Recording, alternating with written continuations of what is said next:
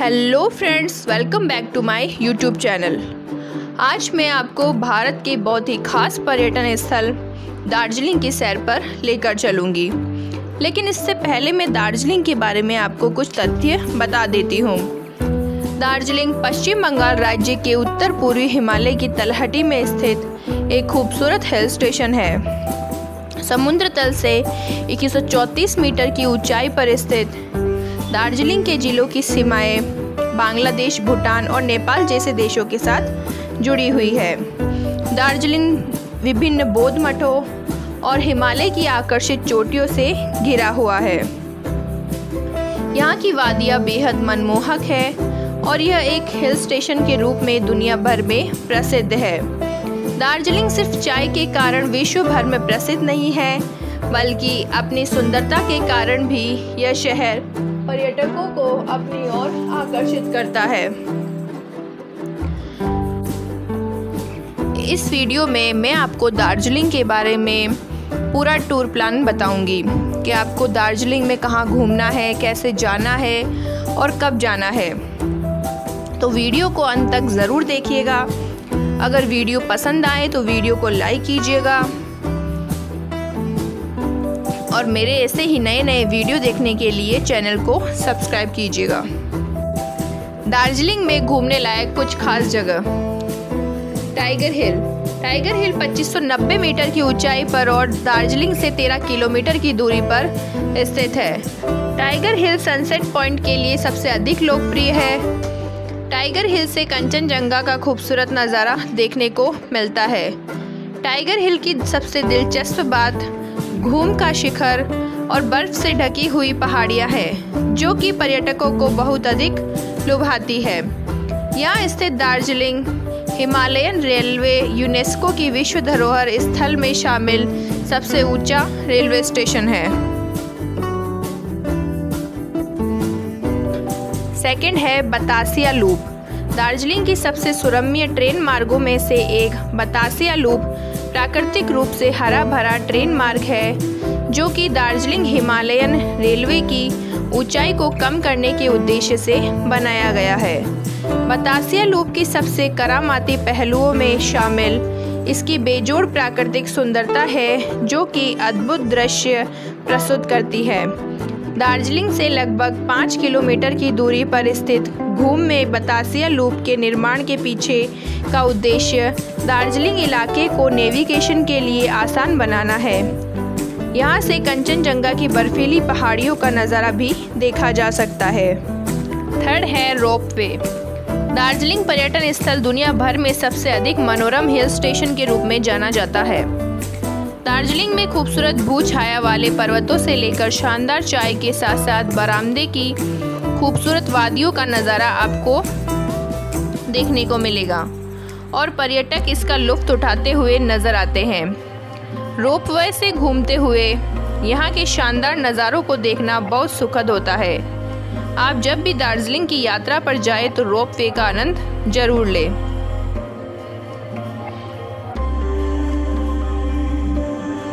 Fourth है हिमालय पर्वतारोहण संस्थान।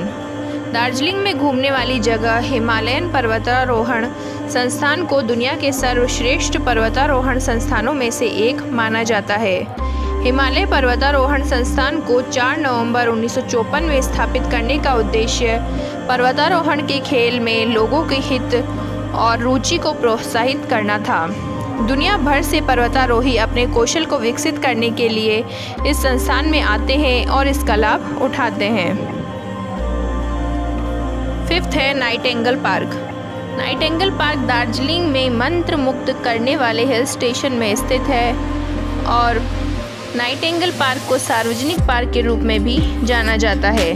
पर्यटक यहाँ से कंचनजंगा पर्वतमाला के भव्य दृश्यों को देखने का अनुभव लेते हैं।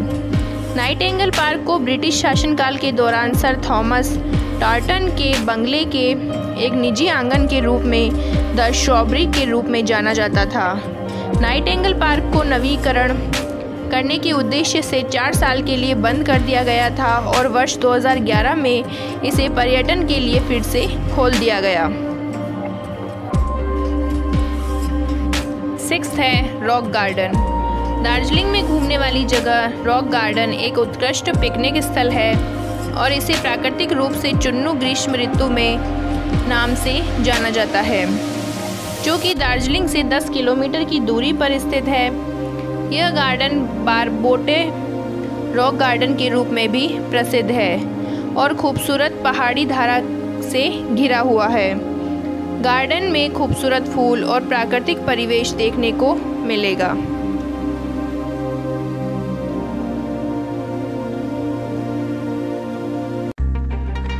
सेवेंथ है सिंगालीला नेशनल पार्क। दार्जिलिंग का प्रसिद्ध सिंगालीला रेंज में समुद्र तल से लगभग 7000 फीट की ऊंचाई पर स्थित सिंगालीला राष्ट्रीय उद्यान एक शानदार पर्यटन स्थल है।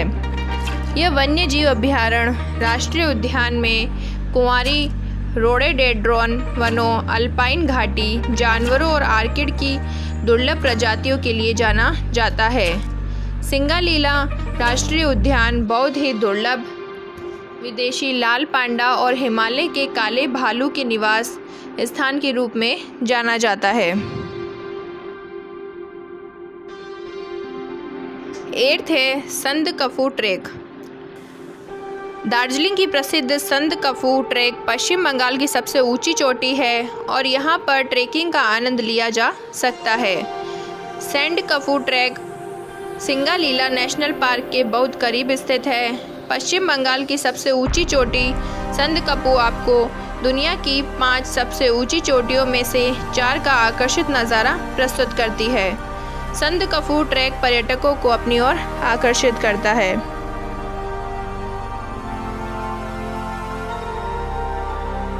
नाइन्थ है रिवर राफ्टिंग। दार्जिलिंग में तीस्ता नदी में वाइट वाटर राफ्टिंग सबसे रोमांचक गतिविधियों में से एक है।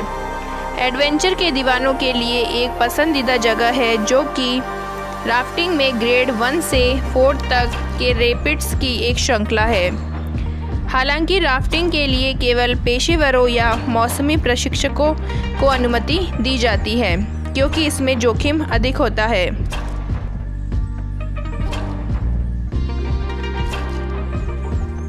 और सबसे आखिर में है Padmaja Naidu Himalayan zoological park. Padmaja Naidu zoological park Darjeeling में तरह तरह के जानवरों की घनी आबादी देखने को मिल जाती है। इसे दार्जिलिंग के एक खूबसूरत चिड़ियाघर के रूप में भी जाना जाता है और माना जाता है कि दार्जिलिंग सभी प्रकार के जानवरों के लिए स्वर्ग है। पद्माजा नायडू पार्क पशु प्रेमियों और प्रकृति के प्रति उत्साही लोगों के लिए एक आकर्षण का केंद्र है। पार्क में हिम तेंदुओं और लाल पांडाओं के लिए एक ऑफ डिस्प्ले प्रजनन केंद्र भी बनाया गया है। इसके अलावा चिड़ियाघर में एशियाई काले भालू, भौंकने वाले हिरण, तेंदुए, नीले और पीले रंग के मैको, हिमालयन वुल्फ, लेडी हैमस्टर इत्यादि देखने को मिलेंगे।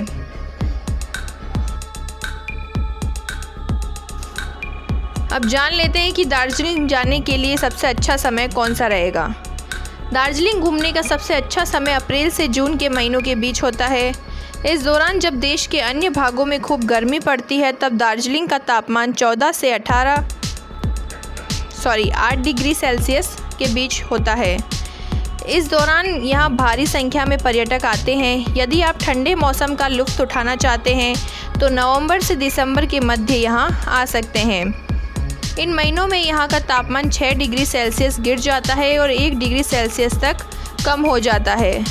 बारिश के मौसम में यहाँ भारी वर्षा होती है और भूस्खलन भी होता है, इसलिए इस दौरान पर्यटक यहाँ कम आते हैं। दिसंबर से जनवरी के बीच आप यहाँ हनीमून मनाने वाले सैलानियों भीड़ बहुत अधिक देखी जा सकती है। यदि आप एडवेंचर के शौकीन हैं तो फरवरी से जून के बीच कभी भी आ सकते हैं। अब बात करते हैं यहाँ के स्थानीय भोजन के बारे में।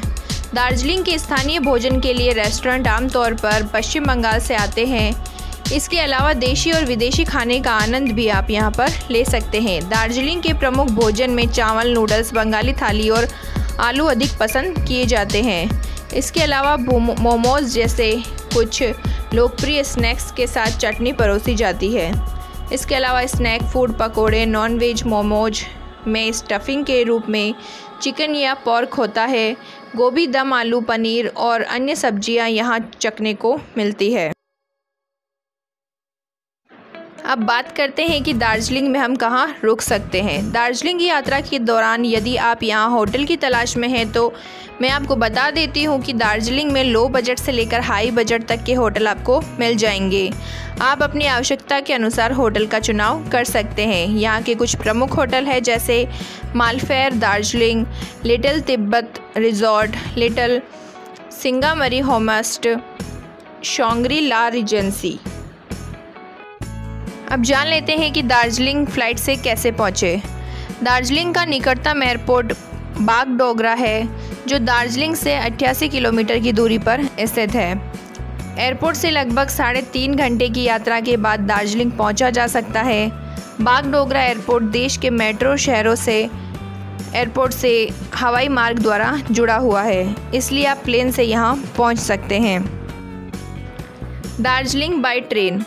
न्यू जलपाईगुड़ी यहाँ का निकटतम रेलवे स्टेशन है और दार्जिलिंग से लगभग 88 किलोमीटर की दूरी पर है। एनजेपी देश के सभी प्रमुख शहरों से जुड़ा हुआ है और इस जंक्शन का उत्तर पूर्वी राज्यों के लिए जाने वाली अधिकांश ट्रेनें रुकती है। दार्जिलिंग की यात्रा के लिए ट्रेन का विकल्प भी आदर्श होगा। दार्जिलिंग बाय बस। दार्जिलिंग, मिरिक और कलिम्पोंग पहुंचने के लिए तेंजिंग नोर्गे बस टर्मिनस सिलीगुड़ी से बस सेवाएं उपलब्ध है। यदि आप दार्जिलिंग बस से जाना चाहते हैं तो आपको पहले सिलीगुड़ी पहुंचना होगा। इसके बाद आप शीट शेयरिंग बसों या जीप से लगभग 3 से 3.5 घंटों में दार्जिलिंग पहुंच सकते हैं। तो फ्रेंड्स, ये था दार्जिलिंग। हमने इस वीडियो में देखा कि हम दार्जिलिंग कैसे जा सकते हैं और कहाँ घूम सकते हैं। अगर आपको हमारी जानकारी थोड़ी भी हेल्पफुल लगी हो तो प्लीज़ वीडियो के कमेंट्स बॉक्स में कमेंट्स करके ज़रूर बताएं। अगर वीडियो अच्छा लगा हो तो वीडियो को लाइक करें, शेयर करें और हमारे चैनल को सब्सक्राइब ज़रूर करें।